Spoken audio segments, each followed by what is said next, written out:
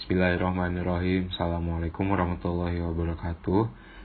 Sekarang dari kelompok kami yang terdiri dari saya sendiri Muhammad Dafa, Arya Ditya, Nabila Puspita, Mahrus, Raisa Farah, Tanisha Lintang, dan juga Indira Nareswari dari 12 MIPA 1 akan mempresentasikan tentang menafsirkan pandangan penulis terhadap kehidupan penulis dari novel 99 Cahaya di Langit Eropa. Nah, untuk identitas dari novel ini yang berjudul 99 Cahaya di Langit Eropa. Novel ini pengarangnya yaitu Hanum Salsabila Rais dan juga Rangga Almahendra. Novel ini diterbitkan oleh PT Gramedia Pustaka Utama pada tahun 2011. Nah, novel ini merupakan cetakan ke-26. Tokoh dan penokohan. Yang pertama ada Hanum. Dia memiliki karakter protagonis karena memiliki keinginan tahuan pada Islam yang sangat besar. Terus ada Rangga. Dia protagonis karena bersama-sama Hanum menjelajahi Eropa. Terus ada Fatma. Dia protagonis karena dia pertama kali yang ngajak Hanum menyusuri rahasia kebesaran Islam di Eropa.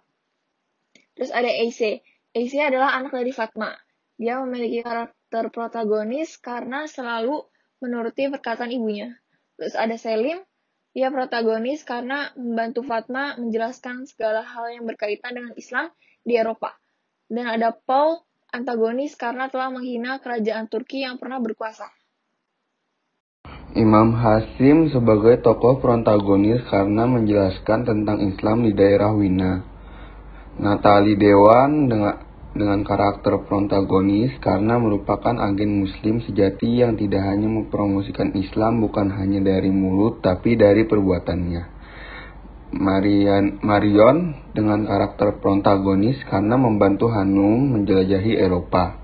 Gomez dengan karakter protagonis karena mengantar Rangga dan Hanum ke tempat-tempat sejarah Islam di Eropa. Hasan dengan karakter protagonis karena sudah menjadi agen muslim yang baik di Spanyol. Sergio sebagai karakter protagonis karena menjadi pemandu yang baik dalam menjelaskan. Amanat yang bisa diambil dari film tersebut adalah 1. Janganlah saling curiga dan salah paham pada orang lain. 2. Selalu memelihara hubungan yang baik sesama manusia. Sudut pandang dari film tersebut ialah orang pertama. Unsur ekstrinsik novel ini yang pertama latar belakang pengarangnya diambil dari kisah nyata penulis Hanum dan Rangga selama tinggal di Eropa. Lalu, menurut novel ini, kondisi masyarakat di Eropa masih kurang adanya toleransi terhadap umat muslim. Nilai-nilai yang diangkat. Yang pertama ada aspek kehidupan atau budaya. Yang pertama menebar senyum kepada orang lain merupakan salah satu contoh agar kita berkenalan dengan orang lain dan menjalin suatu hubungan pertemanan dengan orang tersebut. Yang kedua, pasangan sesama jenis juga tanpa malu-malu memamerkan romantisme mereka karena sudah dianggap biasa. Yang kedua ada aspek kehidupan moral. Pertama, selalu jujur dalam berdagang. Yang ketiga, aspek kehidupan religius. Yang pertama, tetap melaksanakan ibadah di Eropa. Yang kedua, apapun yang dia lakukan jika berhubungan dengan Allah, maka dia akan lakukan seberapapun letihnya. Yang ketiga, menggunakan hijab. Yang keempat, percaya akan perintah Allah dalam Al-Quran. Selanjutnya, aspek kehidupan pendidikan karakter. Yang pertama ini pasrah. Tokoh Fatma pasrah menerima hal-hal yang tidak cocok dengan etnis dan agamanya, karena Fatma seringkali mendapat masalah karena minoritasnya. Yang kedua yaitu sabar. Fatma ini merupakan orang yang tetap sabar walaupun ia ditolak di perusahaan yang dia inginkan. Yang terakhir itu adanya taat. Di cerita ini tokoh-tokoh merupakan orang yang taat untuk melaksanakan ibadahnya. Lalu kemudian untuk kutipan novel yang pertama yang dicantumkan pada novel tersebut dikutip dari Ali bin Abi Thalib radhiyallahu an.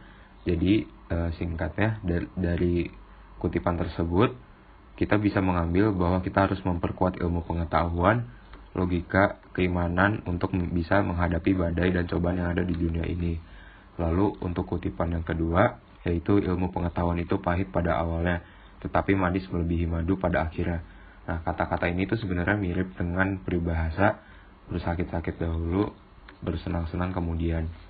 Lalu untuk kutipan ketiga yaitu esensi sejarah bukanlah hanya siapa yang menang dan siapa yang kalah, lebih dari itu, yaitu siapa yang lebih cepat belajar dari kemenangan dan kekalahan.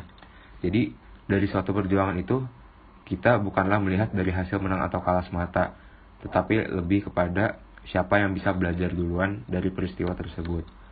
Lalu yang keempat, ada pergilah, jelajahi dunia, dan lihatlah dan carilah kebenaran dan rahasia-rahasia hidup.